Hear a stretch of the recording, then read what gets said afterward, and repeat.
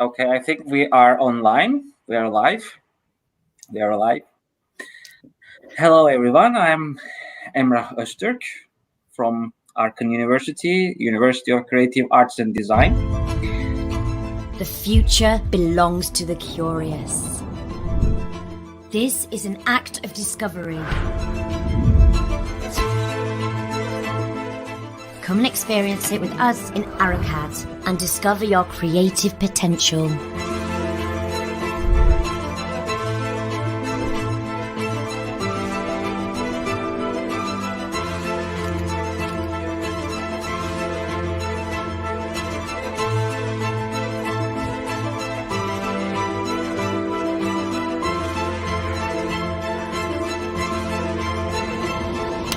This is your path. This is your journey. You decide how it's going to be. Time to free your curiosity that's always in you. Come and experience it with us in Arcad and discover your creative potential. Fabulous.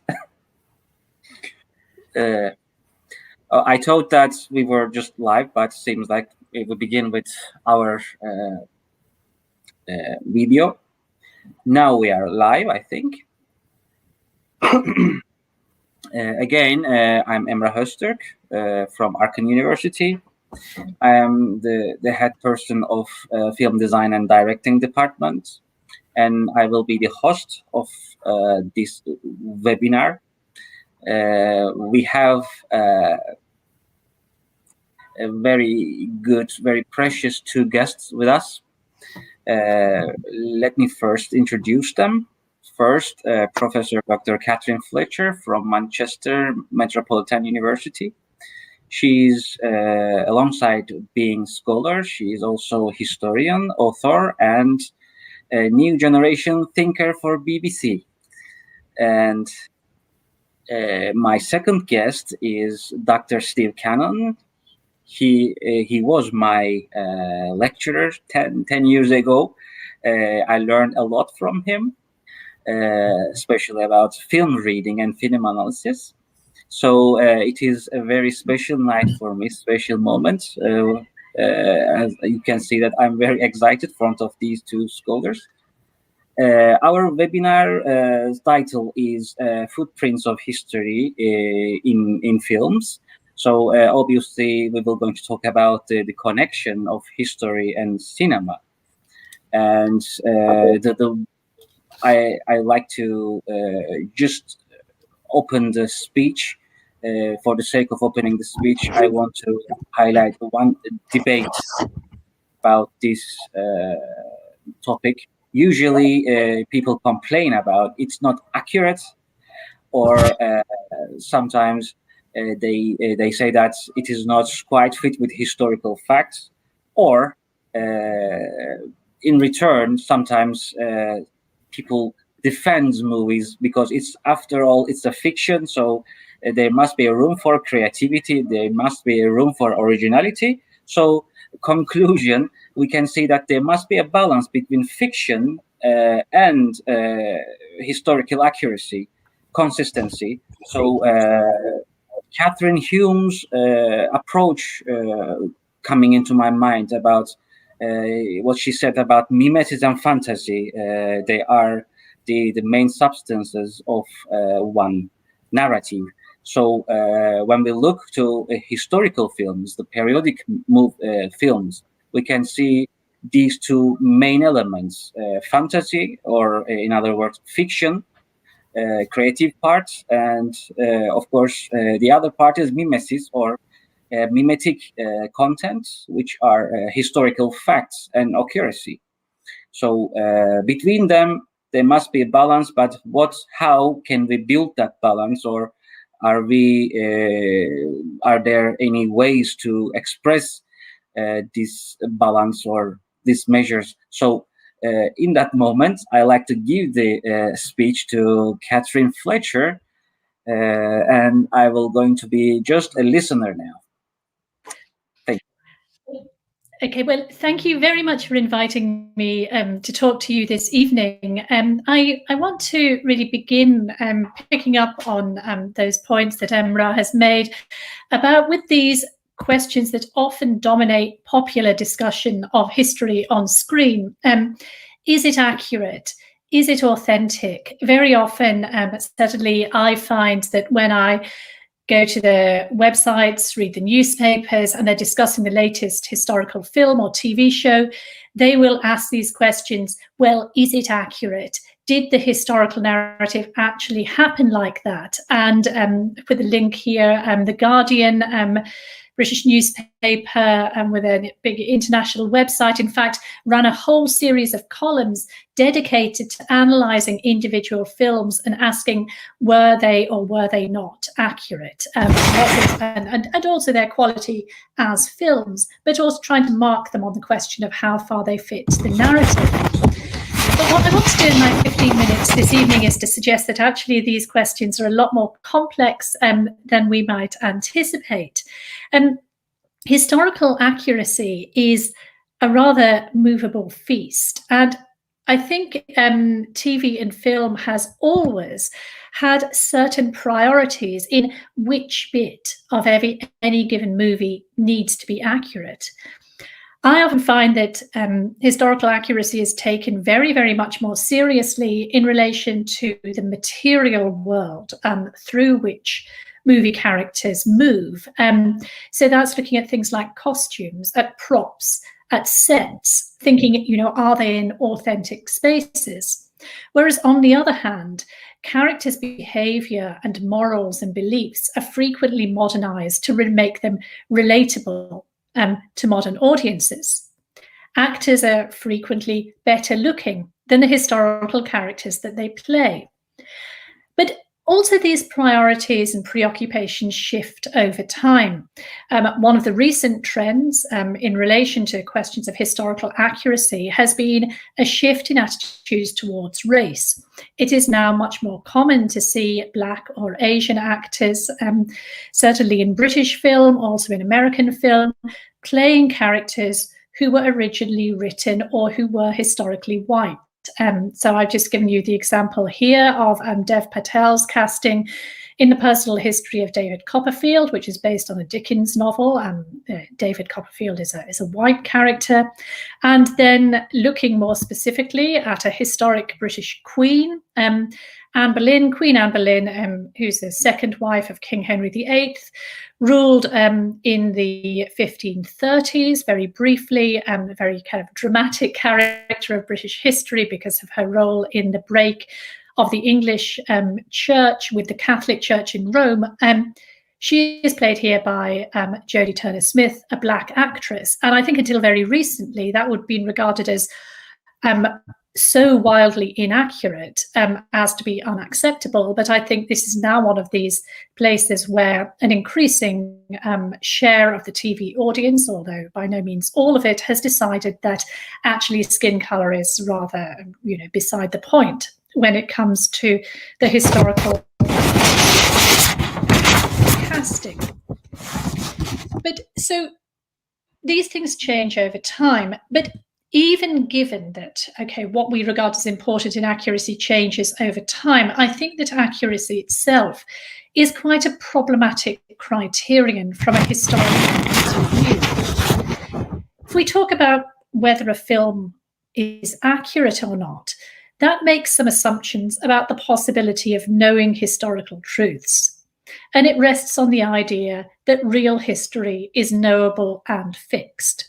Now, some bits of real history, I think, are pretty knowable and fixed. I can tell you that it is indeed historical consensus that Anne Boleyn was Queen of England from 1533 to 1536. What I can't tell you is what was going on in her mind during that time, because we simply do not have the historical sources. So a lot of the time, we can't judge. We don't have the historical knowledge to assess the accuracy of film representations. And history itself is not a fixed narrative. Histories change as more research is done. We are, as historians, repeatedly rewriting and rethinking history, rethinking how we explained what happened in the past, either as more evidence comes to light or as we apply new theoretical perspectives to the existing evidence that we have. So when we talk about historical accuracy, I think it's quite important to sort of ask, what is the history that underpins that? And is there any such thing as an accurate history? Then we come to the question of authenticity. Authenticity is quite a slippery concept, I find. It's defined as being authoritative or duly authorized, as being in accordance with fact, true in substance, as being what it professes to be. There are relationships to being genuine or to being real. But how does this actually play out when it comes to history on screen? Is it possible, for example, for a screen representation to be both inaccurate, but still in some way authentic?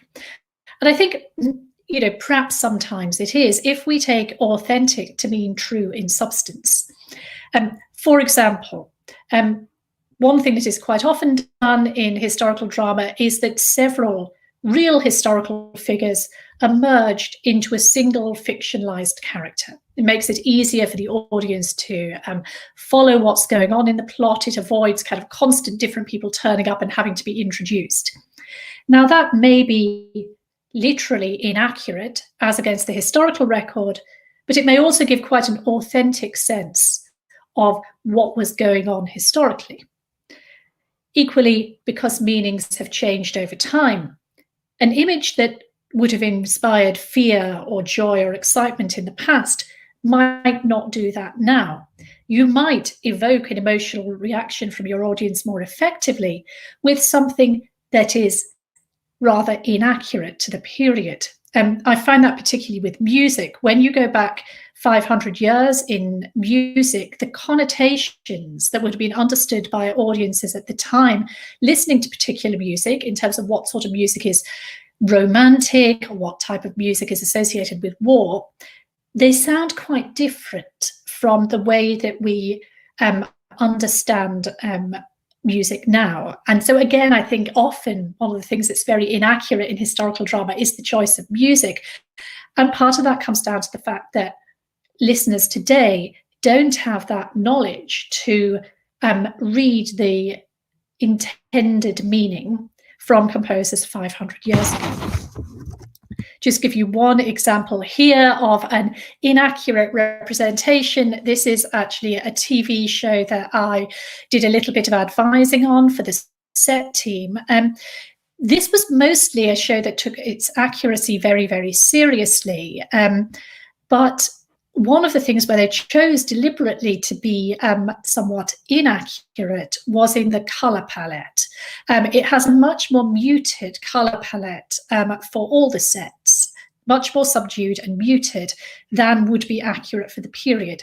And that choice had to do with the desire of the director to create a certain mood that he felt was, in a sense, authentic to the plot and what the characters were doing. So there is a kind of little exchange there between accuracy and making something work aesthetically for the audience. Now, with all this in mind, a lot of theorists have discussed how we might assess historical film. And one of the most important is Robert Rosenstone. And he suggested that rather than critiquing on the basis of accuracy, we should ask the questions, what sort of historical world does each film construct? And how does it construct that world? How can we make judgments about that construction? How and what does that historical construction mean to us? And then after these three questions are answered, we may wish to ask a fourth. How does the historical world on screen relate to written history? Connected to these questions, Rosenstone came up with a number of concepts, particularly these ideas that historical film may include either false or true invention. Mainstream realist film, in general, has to invent to fulfill its own conventions because History never gives you every detail of what every personality was wearing at the time, exactly what they said, exactly where they were standing. The sources just don't provide you with that information. So you must, as a screenwriter, as a cinematographer, do some inventing. But Rosenstone suggested we might differentiate between false invention, which ignores the discourse of history, and true invention, which engages the discourse of history. And I think this is a useful starting point with which to consider historical film. Sometimes, of course, film will deliberately play around in terms of its engagement with the discourse of history, and will very consciously put a medieval narrative against a very modern soundtrack. I mean, you think of things like The Knight's Tale, for example, or more recently, The Favourite, a film about Queen Anne, which won the Oscar a couple of years ago.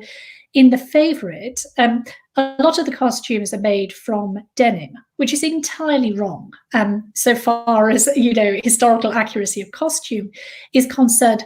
But actually, it sort of works in terms of the the overall aesthetic of the film. So this is not to say that false invention is necessarily bad and true invention is good. It's more about a way of thinking around film. But even, these false and true invention concepts have, their limits, because to some extent they presuppose that there is a discourse of history. But as a historian, I can tell you that we historians often disagree about how to understand particular events, particular trends, particular individuals and developments in the past. So filmmakers can often have to, make a choice about which narrative of history to run with.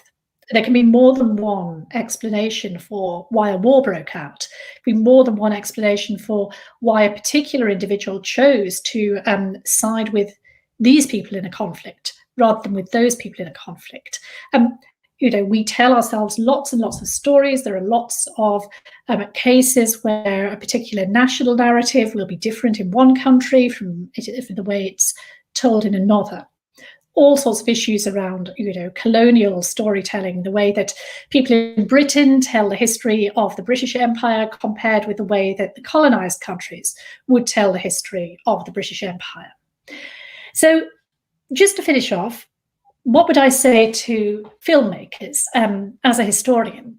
I mean, first of all, I think it is well worth making the time to familiarize yourselves with the research, to think about what is, what's going on in historical discussion around the period that you might be televising, you might be filming. And I would also say, and I think a lot of people who've done historical advising would kind of echo this, that there's nothing wrong with making an historically inaccurate choice in the course of film production, but it helps to know when you are doing that and to make the choice to do it deliberately. I often think sometimes watch things on TV and film and think, if they'd done that correctly, historically, it would have created all sorts of possibilities for the narrative, but clearly they weren't paying attention. And sometimes, the truth is stranger and more exciting and more fun to play with than fiction. So know where you're making inaccurate choices, but also, make those choices for a good reason. There is nothing, sometimes aesthetic choices will, trump what is historically correct. Sometimes, history does not fit a nice 3-act structure that you might want for your film, and you have to shift it around. Now, that's not necessarily the wrong thing to do, but know that you're doing it. Thanks very much. Thank you very much, Catherine. That was very nice. And now our second guest, Steve Cannell. Now the microphone is yours. So I'm unmuted. So thank you for inviting me, and that was very interesting, Catherine. I think there is some overlap, but I'm obviously coming at this from the other perspective. So the first thing to say is my PowerPoint showing, sorry? Not yet. Yes, now. Okay. Hold on. Yeah. So the first thing to say is that I am not, nor have I ever been, a historian. I'm a film studies lecturer who came to film studies from a French cinema PhD.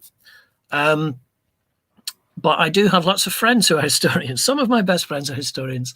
And I have had the experience of sitting in a cinema, watching a film, a historical drama with a historian, and they're fidgeting and they're getting very uncomfortable.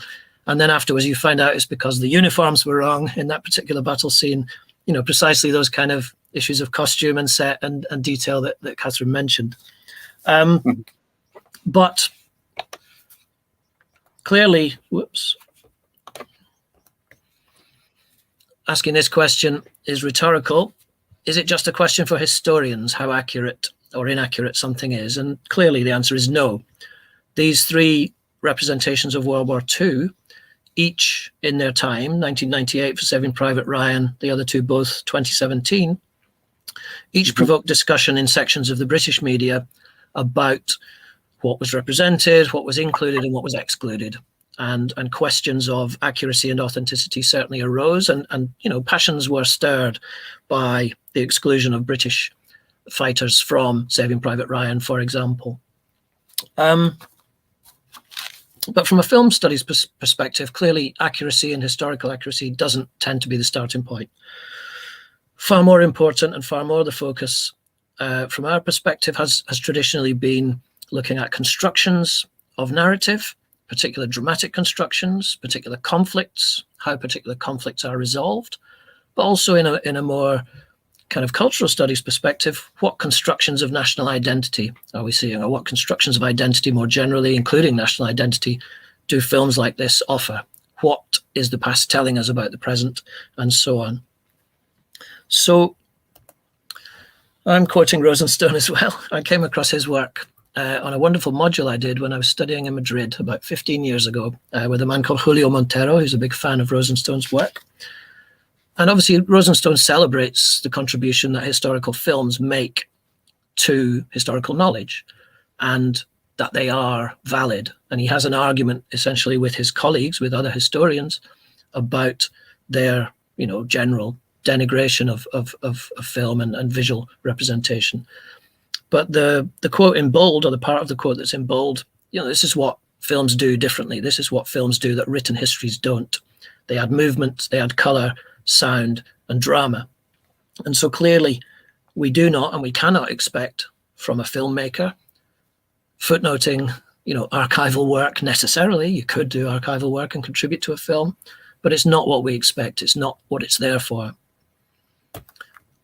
Interestingly, partly because his argument is with historians about the value of the finished film product, I think there's one issue with Rosenstone in that he neglects something that I think is important and that I would like to argue for this evening, to restore a historical dimension to understanding where a film comes from, not just what it's representing. So the film Glory, which is discussed in a really interesting section of Rosenstone's book, you know, it's very important to recognize this film could only be made or could much more readily be made and successfully made, and to launch the stardom of Denzel Washington, whose first major role it was, in the late 1980s. This was not a film that the 1960s, for example, would have been ready for. And, you know, one wonders about its funding 5 or 6 years ago under the previous incumbent. But I want to talk a bit more about my own kind of specialism, which is France. If World War II obsesses British people to a certain degree, or representations of World War II seem to recur and, you know, Spitfires fly for all sorts of purposes, in France it's a much more fraught issue. And the representation of the past, of World War II in particular, has gone through some very difficult phases. So for nearly 30 years after the liberation, cultural representations, including film, of the années noires, as they call it in French, the dark years of occupation by the Nazis, were dominated by a particular myth of resistance originating in General de Gaulle and the Gaullist movement around him. So even casual, fleeting images in films such as Alain René's Night and Fog from 1956. The censors insisted that he mask the presence, the visible presence of a recognizable French policeman's hat, a képi, overseeing a transit camp of Jews being deported to the German concentration camps. So this was not just a consensus, and it was a consensus, it was also one that was policed by censorship. And this was broken, or shattered, as Brett Bowles puts it, in 1969, when a former French television director, Marcel Ophuls, was forced to produce his film for Swiss and then German television, and it was only released in cinemas in France in 1971. So The Sorrow and the Pity, partly famous in cinephile circles because Woody Allen takes Annie Hall to see it several times, was a powerful documentary focusing on one town of Clermont-Ferrand and using it as a case study to look at witness statements of survivors of both resistance, the two chaps on the top right there were resistance farmers, and of enthusiastic collaboration. So a volunteer bureau for people to sign up to fight on the Nazi side, and enthusiastic participation in rallies on the left there. And as Sean Reynolds puts it, the film made the strong suggestion, contrary to that previous myth, that many French people accepted or tolerated German occupation. Some actively collaborated with it, and resistance was a heroic choice made only by the few. So this documentary, 4.5 hours long, opened the floodgates to a period that Henry Rousseau, in a wonderful book about the kind of psychological damage of the Vichy years, of the years of occupation, and the syndrome that they left in French society, he calls it the broken mirror phase. And a powerful documentary was made, followed by popular and successful fiction films, La Combe-Lucien by Louis Malle, and then in 1980, one of his last films, François Truffaut. So major French filmmakers following in the wake of the documentary and making questioning and rather more critical representations of France's wartime experiences. But we seem to have come back from that towards resistance narratives, not the same resistance narratives. In the last 20 years, a series of films about the resistance, which seem to fill in some of the gaps that the Gaullist myth didn't previously address. Resistance by women, resistance by minorities. The film Free Men at the top there is set, is historically accurate, is historically documented, set in the Central Mosque in Paris, which sheltered Jews in its cellars throughout the period of occupation. And these films, one of which I'm going to talk about in a little more detail, have restored some positive representation of the resistance, but also augmented and emphasized the role of minorities, of women, of Muslims, of migrants, and so on. And there was a significant TV series on TF1, the equivalent of BBC One, the main French TV channel, called Resistance, 6 parts, very much aimed at a young audience. So there seems to have been, the movement has moved back. The stick has been bent back towards resistance narratives. So I wanted to say a little bit about The Army of Crime, Robert Gadigian's film. So it starts from a historically important document, this red poster, which was posted across Paris by the Nazi occupiers, 15,000 copies of it stuck on walls. And it was a common theme for the occupier to characterize resistance as both red, as communist, but also as foreign, and that French people ought to side with the occupier rather than with these terrorists.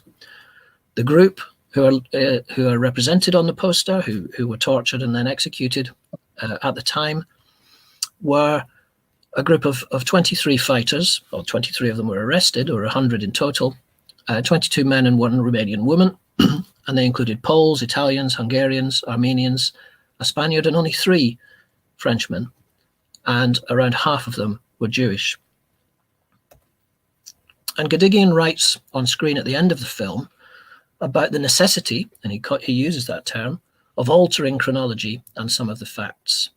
And his aim in doing so, he says, was in order for this true story to become a legend for our times, to help us live here and now. And my understanding of that that aim and that desire on his part is kind of twofold. First of all, Godigian is someone who's very nostalgic for, if you like, the kind of utopias of the left in France, which seem now to have passed on, of a mass communist party with mass adherents and mass trade union following.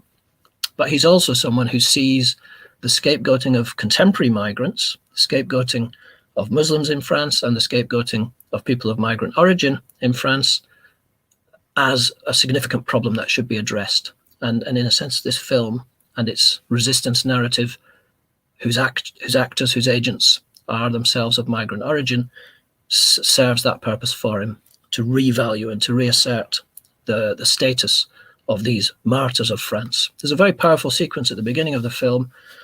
They've just been arrested. We know their fate is sealed. And we hear a voiceover from subsequently reciting their names in an official ceremony, reciting the names of the martyrs who've died in the resistance struggle. And the person doing the reciting at the official event has so much trouble with the pronunciation because these are not French names. But as each name is mispronounced and pronounced semi-authentically, we hear the phrase "Mort pour la France." They died for France. They died for France. And it becomes like a kind of poem. So a very powerful sequence and a very significant part of what Godigian is trying to do. It was his first historical drama, previously known for very much contemporary ensemble pieces, always set in Marseille. So he leaves Marseille for Paris to make this film, and he also leaves the present for the past. So the kind of sense of a mission hangs over this film. So just in the time and the space available, just to sketch in this sense of where these films come from. And I think that's the important thing I'm suggesting, that we should try to understand not just the internal logic of a film, how the narrative works, how the characters, the conflicts are structured, or its cinematography, its visual aesthetics. We should also try and place it back in an authentic context to understand it better. So we have these three phases that I've referred to: the Gaullist resistance myth, and that comes from, on the right-hand side of the screen, the domination of France by de Gaulle, the war hero, the resistance hero, and subsequently the founder and the maker in his own image of the Fifth Republic regime. But the mass French Communist Party, the PCF, was also happy to go along with that because they too benefited from the idea that the resistance was a key symbol of Frenchness. Their post-war mass support partly rested on their creditable role in organizing and leading resistance. The broken mirror phase, as Rousseau referred to it, when that's shattered, when questioning happens, when the dark side of Vichy and collaboration comes to the fore, is quite clearly situated after the May 1968 revolt. The people who made it, Ophuls and so on, worked on French television in May 68, and many of them lost their jobs or left their jobs in reaction to it. So they rejected the official French media and its versions of both present and past. There was a generalized younger generation challenge to the orthodoxies of their parents and grandparents. And certainly the old man, de Gaulle, suddenly left the stage. He won by the skin of his teeth the May 68 crisis, but within a year he retired, and within a year of that, subsequently then he died.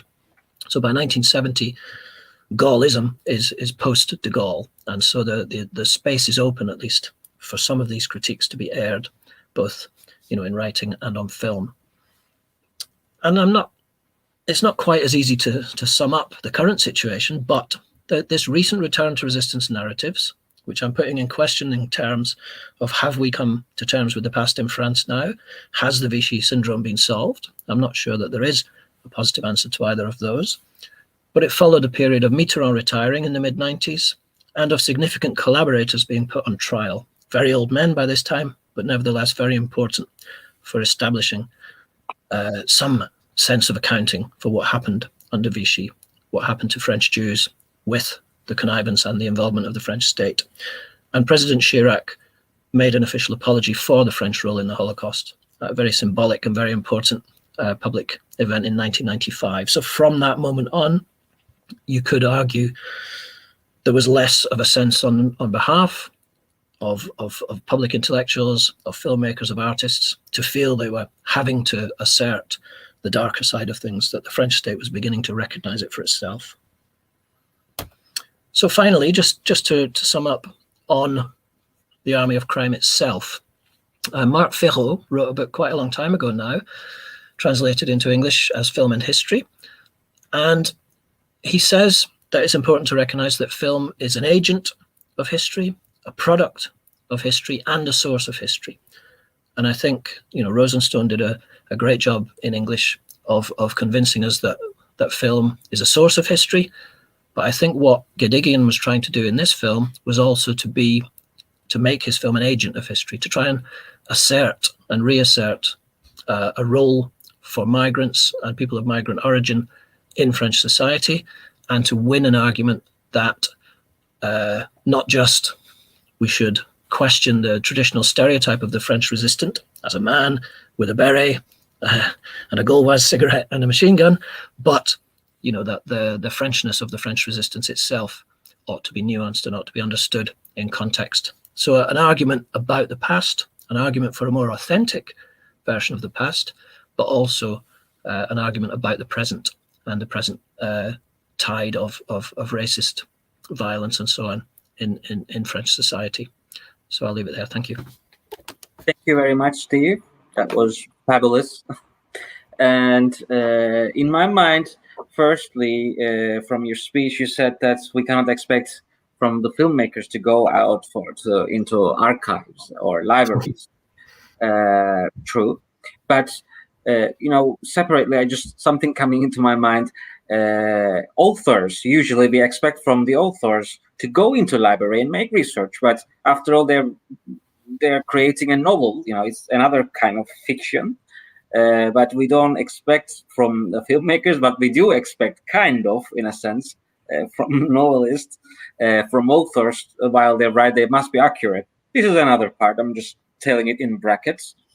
And the other part that you said about the Vichy syndrome, is it solved or not? So it is something like the cinema, not just an agent, it is also kind of a criticism upon history, asking questions or trying to criticize or trying to find new meanings, maybe confessions, maybe facing with something else.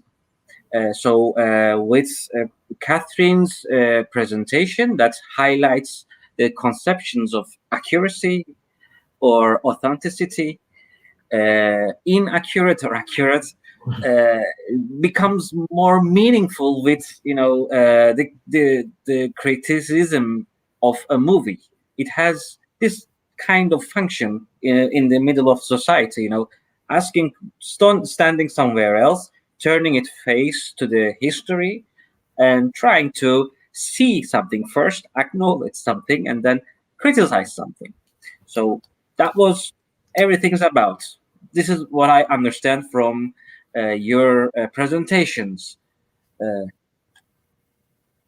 If I'm wrong, please do correct me. Just in terms of the footnote, I mean the archives. I wasn't saying that filmmakers shouldn't go to archives.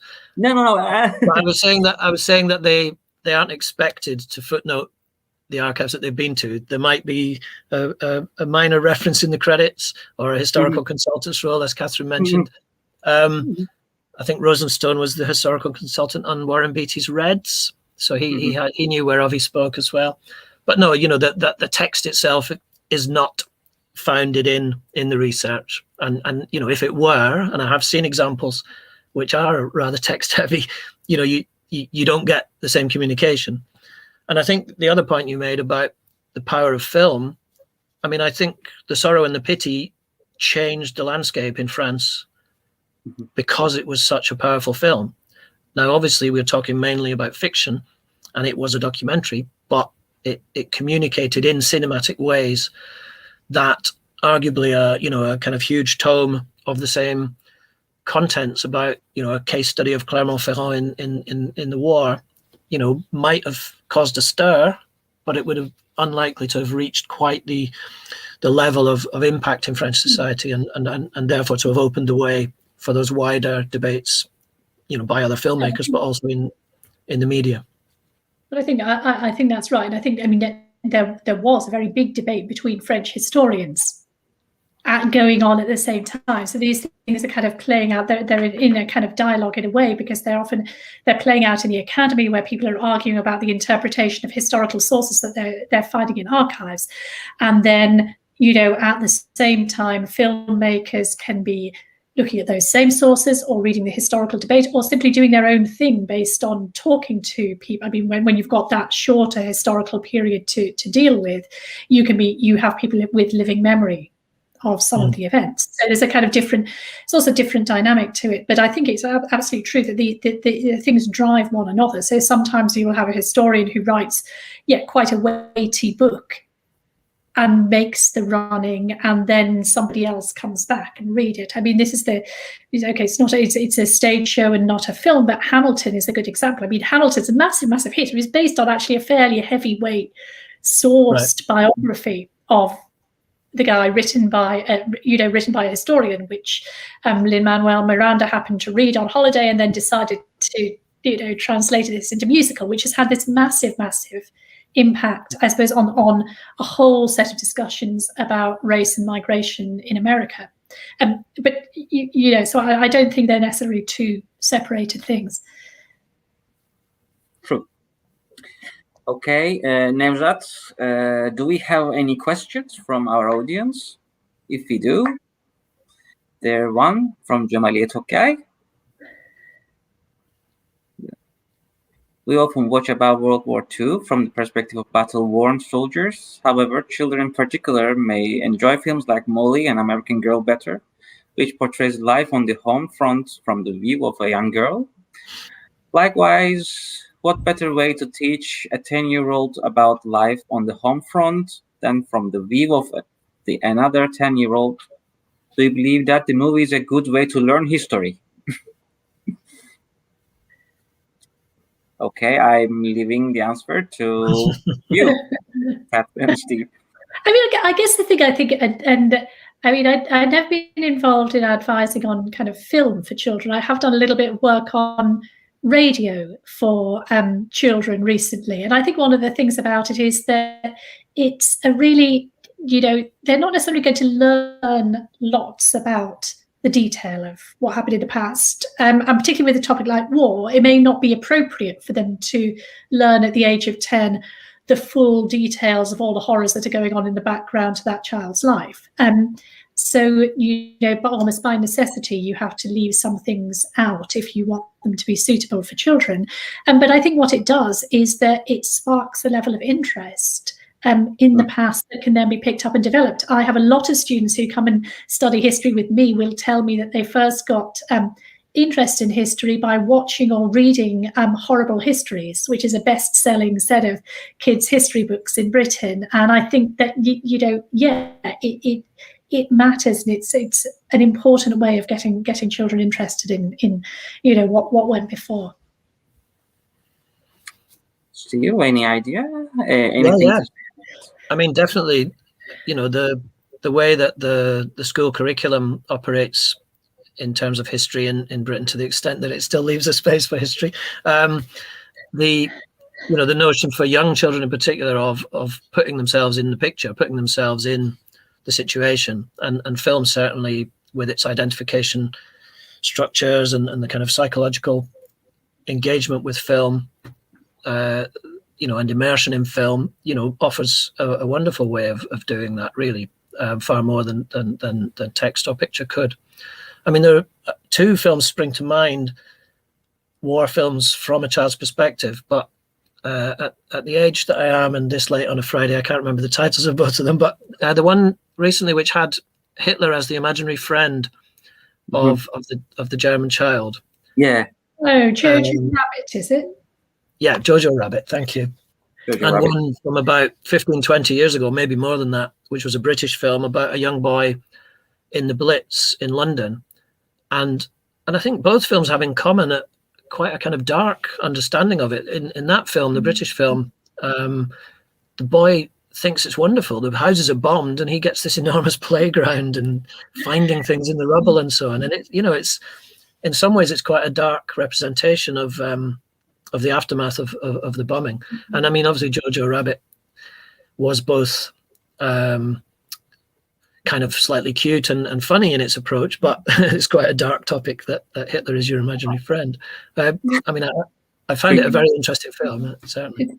Another one that strikes me now, you mentioned the war films, is Pan's Labyrinth, which is got where the kind of child protagonist very much kind of at the center of things, and key to the way that the story is told, and sort of enabling the director to do something with a story about the Spanish Civil War. I think wouldn't be possible with a straightforward, realist narrative of those events.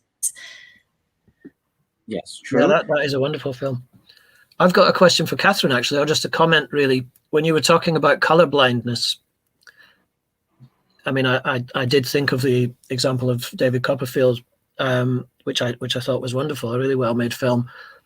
But it struck me that my kind of third phase of representation of the resistance is kind of pushing the participation of, non-French or non-standard French-looking agents, not the traditional image of the male resistance fighter.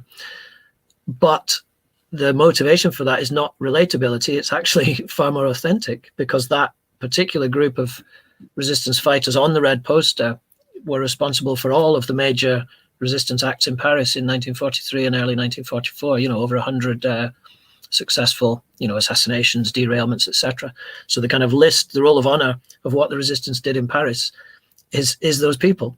So it's quite an interesting, what might seem to be being more woke or being more modern is actually in this example more authentic.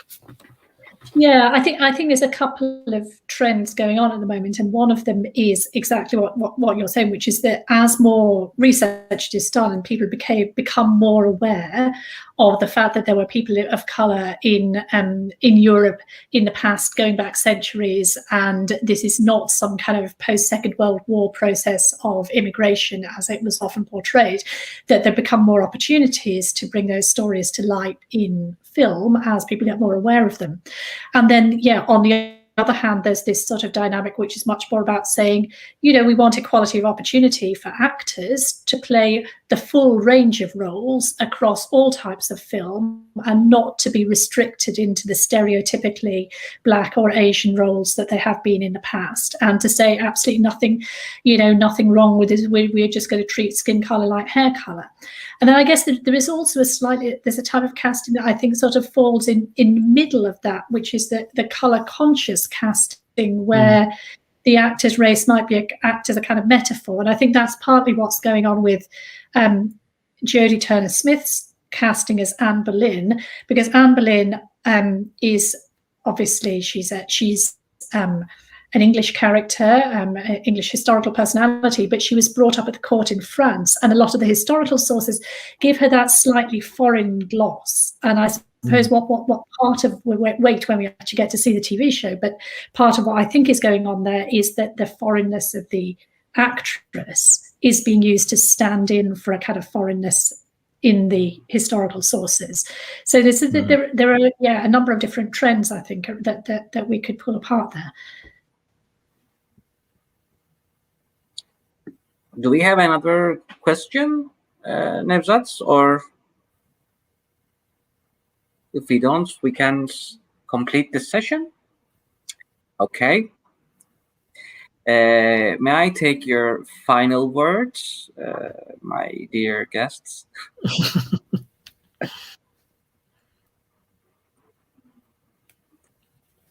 Well, I think the terrain of film and history is endlessly fascinating, and there will be new ways for us to talk about it, coming around the corner very soon, I'm sure. I mean, that kind of colorblind casting is a very recent development. Film always has the capacity to surprise us if it survives COVID, and if it survives intact. I think we'll be back talking about this again anytime soon. Yes. I hope. And Catherine? Yeah, absolutely. I mean, I think there's a huge sort of places in the topic where we haven't really gone. I mean, one thing that kind of fascinates me is the way that, historical genres also function in the past. So we talk about historical film, but actually we also have historical crime movies. We have historical romance, like as Bridgerton has been this enormous sort of international phenomenon on Netflix. There's a lot of examples, I think, of contemporary film and TV as well that engage with the past in very interesting ways. And these are also, in a sense, films and TV shows that are commenting on history. I was thinking of something like Money Heist. I don't know whether you call it that in Cyprus, La Casa de Papel, again, the big Netflix hit, which, although supposedly it's about a kind of modern set of bank robbers, it's got a whole backstory there about the Spanish Civil War and partisans and 20th century Spanish history,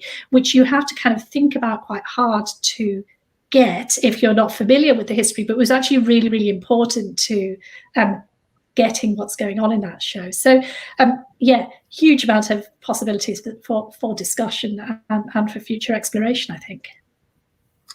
Yes, but this bit even really satisfied me, and I'm very happy. I like to say thank you on behalf of my university, my faculty, my department, and as a personal. Thank you for accepting our invitation, being here and sharing your thoughts and your knowledge about this particular topic. Thank you very much. Thank you for having us. Bye. And see you as soon as possible. Okay.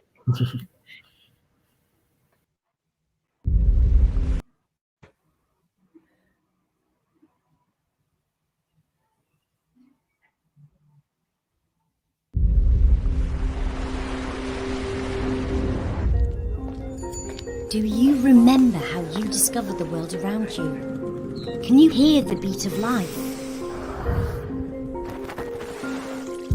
Can you hear it by seeing it and feeling with all your senses? Hey, can you still hear it? There's something in you, driving you, calling you. Calling you in closer and closer. It's happening right now. Time to free your curiosity that's always in you. Now it's time to act. This is an act of discovery. It requires looking into the world in new ways.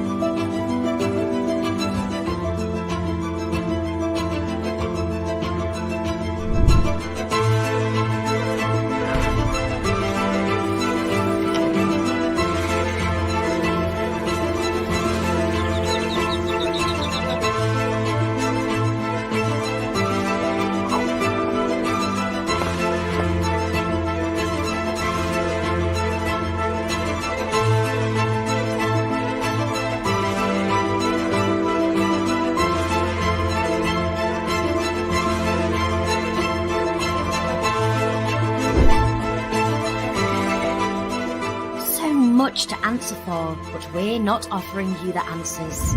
We are here to encourage your questions, but more important than the question is how you answer it.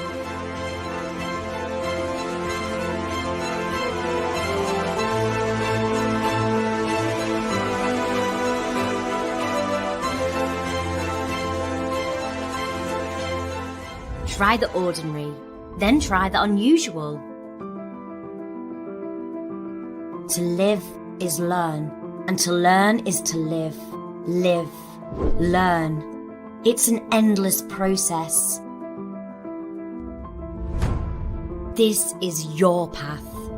This is your journey. You decide how it's going to be. Just enjoy every moment of it.